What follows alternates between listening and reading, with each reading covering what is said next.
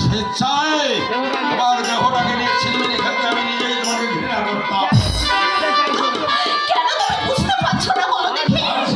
আমি বুঝতে পারছি। কোথায় তোমার দ্বিধা তাও আমি জানি। কোথায় তোমার দ্বিধা? কোথায় তোমার দ্বিধা তাও আমি জানি। প্রথম দ্বিধা সমাজ আমাকে ঘৃণা করবে। দ্বিতীয় বাধা তোমার ছেলে মেয়ে বড় হয়েছে। ছেলে মেয়ে বড় হয়েছে। আমার কোনো তাড়া নেই অনু।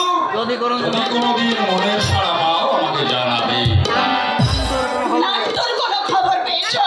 হ্যাঁ, তোমার ছেলের খোঁজে আমি বস্তিতে গিয়েছিলাম। প্রতিবেশীরা বললেন বছর 2 আগে তোমার স্বামীকে নাকি পুলিশে ধরে নিয়ে গেছে। নাট্য তখন কলেজে পড়তো। সেই থেকে তোমার ছেলেরও কোনো খোঁজ নেই। হয়তো বাপের মতো চোর গুন্ডার দলেই ফিরে গেছে।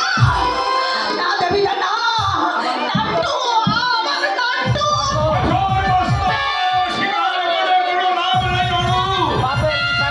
বাপের বিষাক্ত রক্ত ধারা ছেলের নামিত হচ্ছে।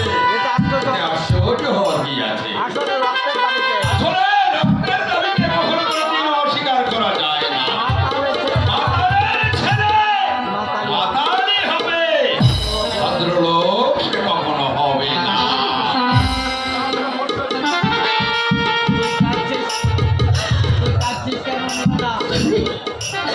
তুই কাঁদছিস কেন অনুরাধা?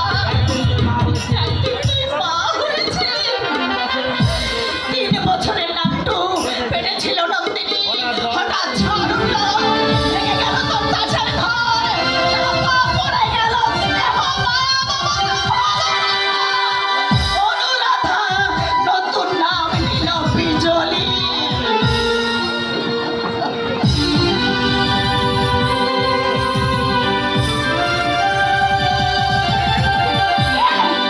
কে তুমি? চেঁচাবেন না। যা বলছি শুনুন।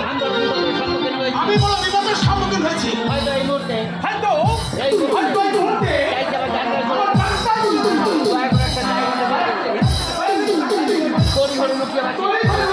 আর দেরি করছে কেন? বলুন কোথায় লুকিয়ে? কিন্তু আর কিন্তু দেরি করলে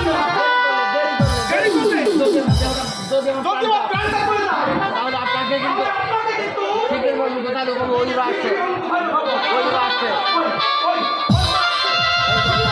এই দরজা দিয়ে চলে যাও। পাশে আমার রান্নাঘর, ওখানে গিয়ে লুকিয়ে থাকো।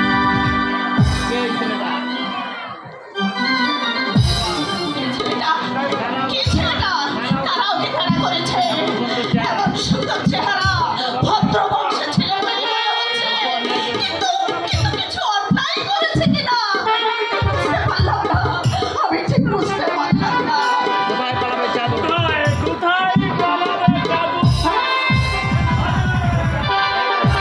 এই বাড়িতে কি চাই আপনার? কি চাই আপনার? মার্জনা করবেন।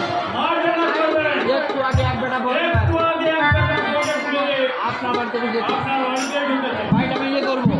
বাড়িটা আমি করবো। মানে সার্চ করবো। আমি